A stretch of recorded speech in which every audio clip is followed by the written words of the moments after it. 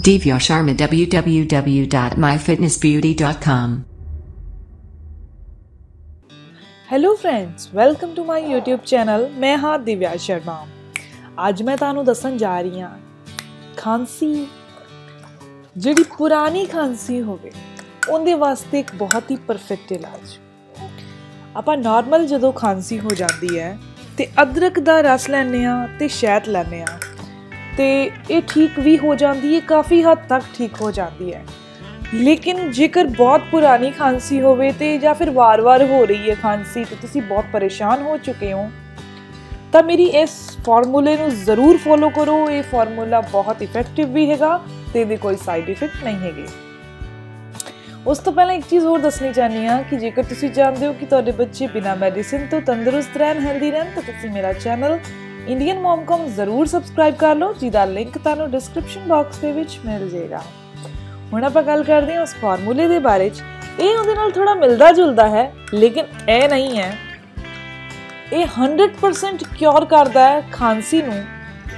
ਜਿਵੇਂ ਕਿ ਆਪਾਂ ਨੂੰ ਡਾਕਟਰ ਰਿਕਮੈਂਡ ਕਰਦੇ ਹੁੰਦੇ ਆ ਐਲੋਪੈਥਿਕ ਮੈਡੀਸਿਨ, ਐਲੋਪੈਥਿਕ ਜਿਹੜੀ ਆਪਾਂ ਸਿਰਪ ਲੈਂਦੇ ਆ ਖਾਂਸੀ ਵਾਸਤੇ, ਉਹ ਡਾਕਟਰ ਆਪਾਂ ਨੂੰ ਇਹ ਕਹਿੰਦੇ ਆ ਕਿ ਕੁਝ ਟਾਈਮ ਤੱਕ ਆਪਦੇ ਮੂੰਹ 'ਚ ਰੱਖੋ, ਫਿਰ ਉਹ ਧੀਰੇ ਧੀਰੇ ਅੰਦਰ ਜਾਣ ਦਿਓ, ਐਵੇਂ ਕਿਹਾ ਜਾਂਦਾ ਹੈ, ਤਾਂ ਕਿ ਉਹ ਖਰਾਸ਼ ਜਿਹੜੀ ਹੈ, ਖਾਂਸੀ ਜਿਹੜੀ ਹੈ, ਉਹ ਵੀ ਅੰਦਰ ਚਲੀ ਜਾਵੇ ਤੇ ਉਹ ਬਾਹਰ ਹੋ ਜਾਏ ਉਸ ਤੋਂ ਬਾਅਦ। ਲੇਕਿਨ ਜਿਹੜਾ ਕਿ ਆਪਾਂ ਇਹ ਸ਼ਹਿਦ ਲੈ ਰਹੇ ਹਾਂ ਤੇ ਹਨੀ ਲੈ ਰਹੇ ਹਾਂ, ਉਹ ਜ਼ਿਆਦਾ ਤੋਂ ਜ਼ਿਆਦਾ ਆਪਣੇ ਮੂੰਹ ਦੇ ਵਿੱਚ 1 ਮਿੰਟ ਜਾਂ ਫਿਰ ਉਸ ਤੋਂ ਵੀ ਘੱਟ ਟਾਈਮ ਤੱਕ ਰਹਿੰਦੀ ਹੈ, ਜਿਹੜੀ ਕਿ ਗਲੇ ਦੀ ਖਰਾਸ਼ ਵਾਪਸ ਪੈਦਾ ਹੋ ਜਾਂਦੀ ਹੈ। ਜਾਂ ਫਿਰ ਆਪਾਂ ਨੂੰ ਇਹ ਸਿਰਪ ਜਿਹਾ ਬਹੁਤ ਵਾਰੀ ਲੈਣਾ ਪੈਂਦਾ, ਅਦਰਕ ਦਾ ਰਸ ਤੇ ਸ਼ਹਿਦ ਬਹੁਤ ਵਾਰੀ ਲੈਣਾ ਪੈਂਦਾ, ਫਿਰ ਇਹ ਕਿਤੇ ਜਾ ਕੇ ਠੀਕ ਹੁੰਦੀ ਹੈ।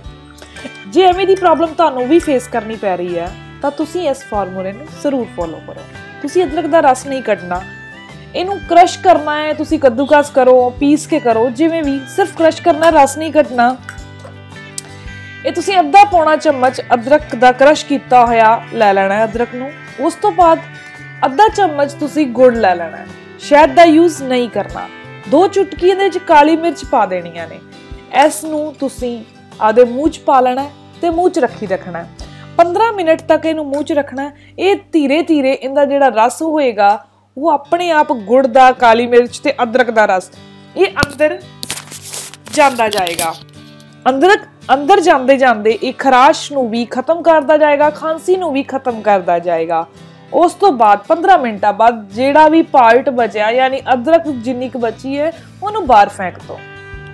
ਐਵੇਂ ਕਰਨ ਨਾਲ ਇੱਕ ਦਿਨ ਦੇ ਵਿੱਚ ਜੇਕਰ ਤੁਸੀਂ 2 ਵਾਰੀ ਕਰਦੇ ਹੋ ਤਾਂ ਤੁਹਾਨੂੰ ਅਗਲੇ ਦਿਨ ਇਸ ਫਾਰਮੂਲੇ ਨੂੰ ਵੀ ਫੋਲੋ ਕਰਨ ਦੀ ਜ਼ਰੂਰਤ ਨਹੀਂ ਪੈਣੀ। ਇਹ ਫਾਰਮੂਲਾ ਇੰਨਾ ਪਰਫੈਕਟ ਹੈ ਕਫ ਵਾਸਤੇ, ਇਹਦੇ ਕੋਈ ਸਾਈਡ ਇਫੈਕਟ ਨਹੀਂ ਹੈਗੇ। ਇਹ ਚੀਜ਼ ਮੈਂ ਤੁਹਾਨੂੰ ਪਹਿਲਾਂ ਵੀ ਦੱਸ ਚੁੱਕੀ ਹਾਂ। ਇਹ ਵੀਡੀਓ ਤੁਹਾਨੂੰ ਕਿਵੇਂ ਦੀ ਲੱਗੀ ਪਲੀਜ਼ ਆਪਦੇ ਕਮੈਂਟਸ ਦੇ ਨਾਲ ਜ਼ਰੂਰ ਦੱਸਿਆ ਜੇ। ਜੇਕਰ ਇਹ ਵਧੀਆ ਲੱਗੀ ਹੈ ਤਾਂ ਲਾਈਕ ਕਰਿਓ ਤੇ ਸ਼ੇਅਰ ਜ਼ਰੂਰ ਕਰਿਓ, ਤਾਂ ਕਿ ਬਾਕੀ ਲੋਕਾਂ ਨੂੰ ਵੀ ਇਹਦਾ ਫਾਇਦਾ ਹੋ ਸਕੇ। ਮਿਲਦੇ ਹਾਂ ਆਪਾਂ ਨੈਕਸਟ ਵੀਡੀਓ ਦੇ ਨਾਲ, ਸੇਮ ਟਾਈਮ ਯਾਨੀ ਸਵੇਰੇ 9 ਵਜੇ। ਉਦ ਤੱਕ ਵਾਸਤੇ stay healthy, always be happy. Thank you for watching my video. Okay, bye.